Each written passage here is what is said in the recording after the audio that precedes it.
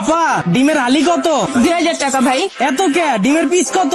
এক পিস 500 টাকা। কি কন, কালকে তো 450 টাকা ছিল। ভাই গতকালকের কথা ভুলা যান, যত দিন যাইবো ততই দাম বাড়বো, দাম আর কমবো না। এত দাম হইলে কেমনে লমো আপা, একটু কম রাখেন। কম হইব না ভাই, ডিম ছাড়া অন্য কিছু নিলে কম রাহন যাইতো। ডিমের ব্যবসায় লাভ নাই বললেই চলে, কম রাহন যাইবো না। যত দিন যাইবো তত ডিমের দাম বাড়বো। কি কন আপা, আগে ডিম কিনতাম খালি 40 টাকা দিয়ে। ভাই কোন শুনছেন, এই দেশে কোন জিনিসের দাম বাড়লে এটার দাম কমছে? দাম আর কমতো না। আচ্ছা দেন, এক পিস ডিম দেন। আর কিছু লাগবে ভাই? হ্যাঁ আপা, তেল কত এখন লিটার? তেলের কেজি 20,000 টাকা। কি কন, রাইতে রাইতে দাম বেড়ে গেল। তেলের দাম সেকেন্ডে সেকেন্ডে বাড়ে। লিটার 20,000 হইলে এক মুখা কত? 570 টাকা। আচ্ছা ঠিক আছে দেন, কি আর করার, খাইতে তো হইবই।